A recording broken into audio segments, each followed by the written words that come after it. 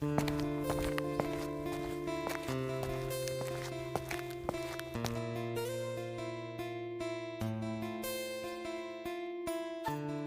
यह कौन है? बेटा, यह हमारे गांव की सबसे धनी व्यक्ति है। यह पहले से ही ऐसा नहीं था। यह इसकी सबसे पुरानी फोटो है। इसकी जिंदगी साधु बाबा और उनकी पत्नी की वजह से अपनी जिंदगी को मेहनत और लगन से पूरी तरह बदल दिया। आज से लगभग 20 साल पहले की बात है, चांदीपुर गांव में। हरिया अपने बड़ी सी हवेली के चौपड़ पर बैठा हुआ था। उनके सामने गांव वालों की भीड़ लगी हुई थी। ये लो, ये ले लो, सबको पैसे मिलेंगे। आओ गांव के सभी लोग आओ और एक एक करके पैसे ले जाओ। ये हरिया सबको उधार देगा।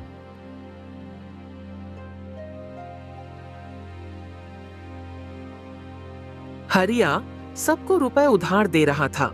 आखिरी में उनके सामने गांव के सबसे बड़े आदमी सेठ मोहनलाल खड़ा था। वह मोहनलाल को रुपए देने ही वाला था कि तभी उनके मुंह पर किसी ने बाल्टी भरकर पानी फेंक दिया। दरअसल हरिया खेतों में बने चबूतरे पर सो रहा था और सपना देख रहा था। पानी से हरिया की आंख खुली। उसने अपने सामने देखा तो सेठ मोहनलाल खड़ा था। क्यों रे निकम्मे कामचोर, तुझे मैंने यहाँ पक्षियों को हमारे खेत से दूर हटाने के लिए भेजा था, ना कि यहाँ सोने के लिए। अरे मालिक, आप भी ना। मैं इतना अच्छा सपना देख रहा था। हाय रे मेरी किस्मत, मैं सपने में बहुत अमीर हो गया था और मैं सभी गांव वालों को उधार वापस कर दिए थे। और आखिरी में कौन खड़ा था जानते हो? आप मेरे सामने हाथ फैलाकर खड़े थे। मैं आपके हाथ में रुपए रखने ही वाला था कि तभी आपने मेरे मुंह पर पानी डाल दिया। अरे ओ मनहूस के बच्चे, मेरे इतने बुरे दिन नहीं आए कि मुझे तुम जैसे कामचोर और आलसी इंसान से पैसे उधार लेने पड़े। अरे तू क्या मुझे पैसे उधार देगा? तुमने तो मेरी सारी फसल को बर्बाद कर दिया। देख जरा अपने आसपास, पक्षियों का झुंड आकर आधे से ज्यादा फसल को साफ कर दिया और तू यहाँ पर आराम से सो रहा है।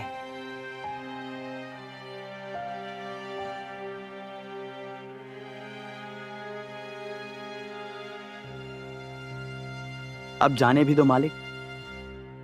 बेचारे पक्षी इतनी दूर से मेहनत करके उड़ते हुए आते हैं। थोड़ा सा तो फसल खा लिया तो आपका क्या बिगड़ जाएगा? अरे ओ नालायक, एक तो गलती करता है और ऊपर से उन गलती को सही साबित करने पर तुला रहता है। तुमसे अच्छा तो वह पंछी है जो अपना पेट पालने के लिए वह मेहनत तो करते हैं, ना कि दिन भर तुम्हारे तरह सोते हैं। तेरा कुछ नहीं हो सकता है। मुझे ही समझना चाहिए था तुझे काम देने से पहले। पूरे गांव में तेरे आलसीपन की कहानी मशहूर है, लेकिन मैं ही एक बेवकूफ हूँ कि तुझे इतना जरूरी काम सौंप दिया। जा, निकल जा यहाँ से। मुझे तुमसे कोई काम नहीं करवाना है। मैं किसी और को काम पर रख लूंगा। जी मालिक, मुझे अपना मजदूरी तो दे दीजिए, 200 रुपए। शर्म नहीं आती पैसे मांगते हुए? तू मेरा इतना बड़ा नुकसान करवा दिया और ऊपर से पैसे भी मांग रहा है। निकल जा अभी के अभी, नहीं तो 100 जूते मारूंगा तेरे गाल पर। मोहनलाल ने अपना जूता निकाला। यह देखकर हरिया वहां से भाग निकला।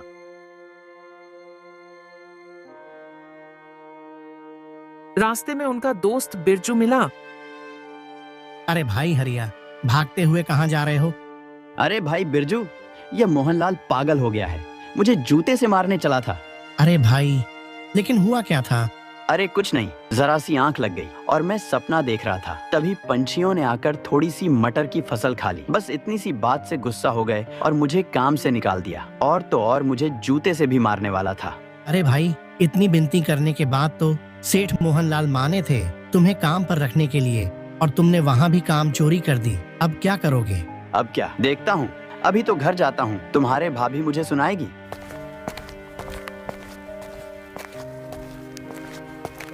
हरिया घर पहुंच गया। घर पर उसकी पत्नी रेणु बोली, दो अब आज की मजदूरी के पैसे। वह पैसे नहीं है मेरे पास। क्या हुआ, कहाँ खर्च कर दिए पैसे?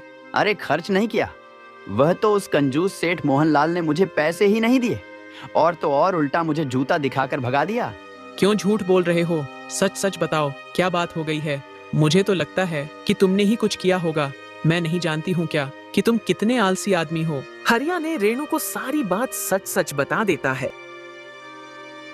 हे भगवान, किस आलसी कामचोर से पाला पड़ा है। मेरा किसी काम का नहीं है यह इंसान, कामचोर कहीं का। अरे क्या जरूरत थी काम के समय सोने की? ध्यान से काम नहीं कर सकते थे क्या? ये नौकरी भी हाथ से गई। अब क्या काम आओगे और क्या खाओगे? घर में राशन का एक दाना तक नहीं बचा है हमारे घर में, और तुम्हारी काम चोरी के चर्चे तो पूरे गांव में होती है ना। तुम्हें तो कोई 1 रुपया भी उधार नहीं देगा। अब बहुत हो गया, नहीं रह सकती मैं अब तुम्हारे साथ। मैं मायके जा रही हूँ, तब तक एक नया काम देख लेना, नहीं तो देखना मुझसे बुरा कोई नहीं होगा इस दुनिया में। मैं तुम्हारी जान ले लूंगी। और हाँ, तुम मेरे पीछे पीछे वहाँ मत आ जाना। इतनी बेइज्जती हुई है, उतना काफी है। मेरे मायके में 1 कदम तक नहीं रखना, नहीं तो मैं तुम्हारे टांगे तोड़ दूंगी। कामचोर कहिका। रेणु ने हरिया को सुनाकर मायके चली जाती है और इधर हरिया को बहुत तेज भूख भी लग रही थी और घर में अनाज का एक दाना तक नहीं था। हरिया ने सोचा कि किसी दोस्त या पड़ोसी के घर जाकर कुछ खा लूं, लेकिन हरिया को देखकर सब ने उसके मुंह पर अपने दरवाजे बंद कर लिए। हरिया बेचारा चलते चलते गांव से बाहर आ गया और एक गुफा में पहुंच गया। हरिया ने देखा कि गुफा के अंदर एक साधु तपस्या कर रहा है। साधु के पास एक टोकरी में कुछ फल भी रखे हुए थे। अरे वाह, इतने सारे फल हैं। मुझे तो बहुत तेज भूख लग रही है और साधु महाराज अपने ही ध्यान में खोए हुए हैं। एक काम करता हूँ, इसमें से कुछ फल खा लेता हूँ। वैसे भी साधु महाराज अकेले थोड़ी इतना सारा फल खा पाएंगे। चलो, अभी का तो इंतजाम हो गया। हरिया ने जल्दी से आकर साधु महाराज के सामने बैठ गए और उस टोकरी में रखे हुए फल को खाने लगे। कुछ देर बाद हरिया का पेट भर गया और फिर हरिया ने एक बड़ी सी डकार ली। उस डकार की आवाज से उस साधु महाराज का ध्यान टूट गया। साधु महाराज ने अपने आंखें खोली। कौन हो तुम बालक, और मेरी टोकरी से फल क्यों खाए तुमने? साधु महाराज, मैं एक गरीब असहाय मनुष्य हूँ। मेरा इस दुनिया में कोई नहीं है। एक मेरी पत्नी थी, वह भी मुझे छोड़कर चली गई। गांव में भी मुझे कोई अच्छा नहीं मानता है। मैं भटकता रहता हूँ और भटकते भटकते यहाँ तक पहुँच गया। मुझे बहुत तेज भूख लग रही थी और मैं बहुत दिनों से भूखा हूँ, इसलिए आपकी टोकरी से थोड़ी सी फल खा लिया। मुझे क्षमा कर दीजिए। अच्छा, तो ये बात है, अभी पता करता हूँ। साधु महाराज ने हरिया के सिर पर हाथ रखा और फिर साधु ने अपने योग माया से हरिया के बारे में सब कुछ सच सच पता चल गया।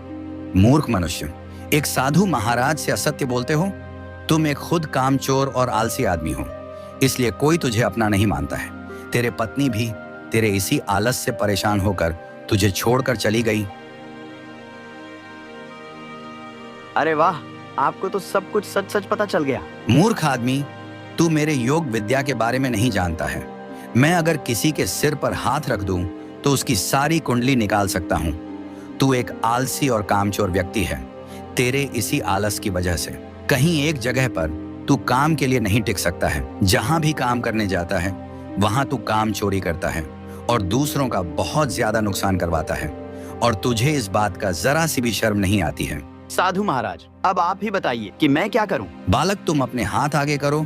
मैं तुम्हें ऐसी शक्ति दे दूंगा कि तुम लगातार 14 घंटे तक खड़े रहकर काम कर सकोगे।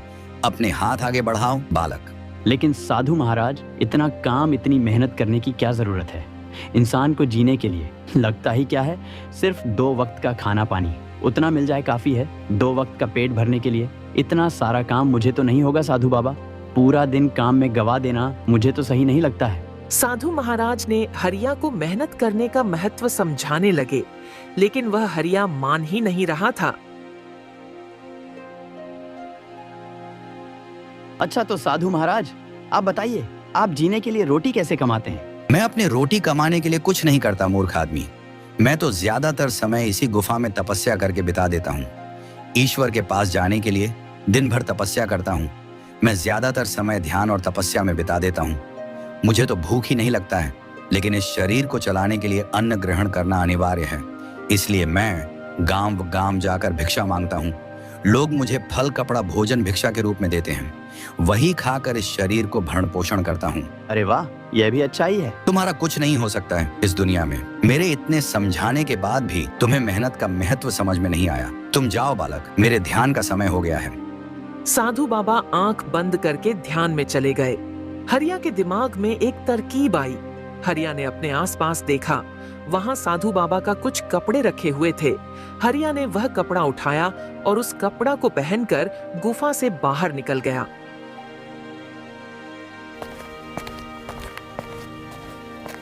फिर नकली दाढ़ी लगाकर गांव में आ गया। किसी ने हरिया को नहीं पहचाना। फिर हरिया साधु के वेश में सेठ मोहनलाल के घर में जाता है। माते भिक्षम देहि, माते भिक्षा दो मुझे, भोजन कपड़ा फल फूल जो कुछ भी है दे दो माते, ईश्वर तुम्हारा भला करेगा। हरिया के मीठी बातें सुनकर सबको लगा कि वह कोई सच में एक साधु महात्मा है। वह जिस भी घर के दरवाजे पर भिक्षा मांगता, लोग उस हरिया को तुरंत भिक्षा दे देते थे। इसी तरह कुछ महीने बीत जाते हैं, लेकिन अभी तक किसी को भनक तक नहीं थी कि वह गांव में रहने वाला आलसी आदमी हरिया ही है। हरिया साधु के वेश में दिन भर एक बड़े से पेड़ के नीचे आंख बंद करके बैठा हुआ रहता था। गांव वालों को लगता कि साधु महाराज ध्यान कर रहे हैं। जब हरिया को भूख लगती थी तो भिक्षा मांगने के लिए गांव की ओर चला जाता था। रात में सभी गांव वाले अपने अपने घरों में सो जाते थे। उसके बाद हरिया अपने घर में जाकर सो जाता था। फिर एक दिन रात को सब सो गए और हरिया अपने घर जाने लगा। तभी गांव के ही एक आदमी केशव ने हरिया को देख लिया। साधु महाराज, इतनी रात को आखिर जा कहाँ रहे हैं? मुझे देखना चाहिए। फिर केशव ने साधु के रूप में हरिया का पीछा करने लगा। थोड़ी ही देर बाद हरिया अपने घर में चला गया। अरे वाह, चलो अब आज सब कुछ उतारने का समय आ गया है। उस साधु महाराज की जय हो। साधु महाराज जी, आपको देखकर ही मेरे दिमाग में यह विचार आया था। आज तो दोनों समय कितना स्वादिष्ट खाना मिला मुझे।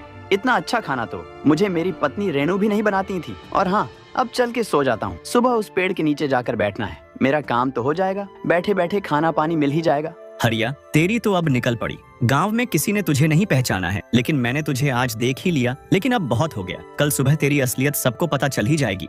हरिया की यह सारी बातें केशव खिड़की से देख रहा था। उसने हरिया को नकली दाढ़ी और कपड़े निकालते हुए भी देख लिया था। अगले दिन जब हरिया भिक्षा मांगने के लिए निकल गया, तभी केशव ने सभी गांव वालों को बुलाया और हरिया का सारा कपड़ा और दाढ़ी को निकालकर फेंक दिया। दाढ़ी और कपड़े निकालने के बाद हरिया का सच सबके सामने आ गया था। गांव वाले बहुत गुस्सा हो गए और सभी गांव वालों ने मिलकर हरिया को बहुत मारा और पीटा।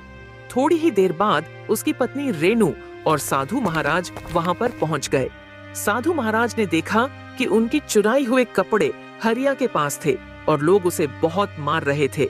तब साधु बाबा ने कहा, अरे गांव वालों, तुम लोग क्यों मार रहे हो इसे?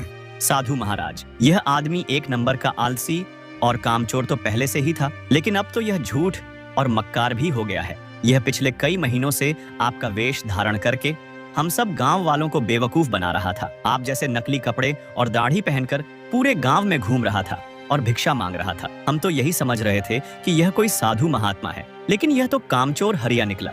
साधु महाराज, अब आप ही बताइए, अगर कोई साधारण व्यक्ति एक साधु का वेश धारण करें तो हम जैसे गरीब गांव के भोले भाले लोग असली और नकली का पहचान कैसे करेंगे?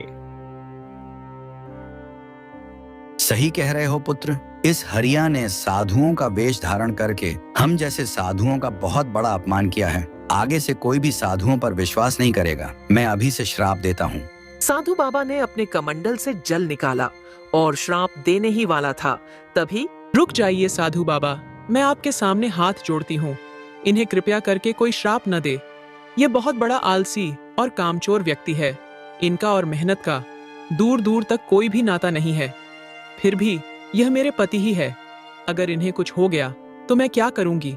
मेरे आपसे विनती है कि आप इसे श्राप मत दीजिए और इसे एक मौका दीजिए। साधु महाराज, कृपया करके इसे क्षमा कर दीजिए। हाँ साधु बाबा, मैं बहुत शर्मिंदा महसूस कर रहा हूँ और मैं आपसे माफी मांगता हूँ।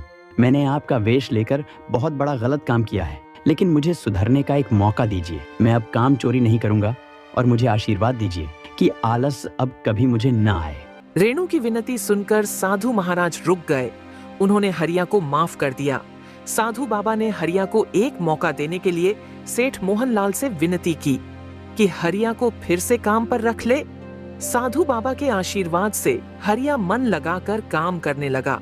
मोहनलाल भी उसके काम को देखकर बहुत ही ज्यादा खुश थे। आज पूरे 1 साल के बाद आलसी किसान से मेहनती किसान में बदल गया हरिया और अच्छे खासे पैसे कमाने लगा। उसने अपने खुद के नए घर भी बनवा लिया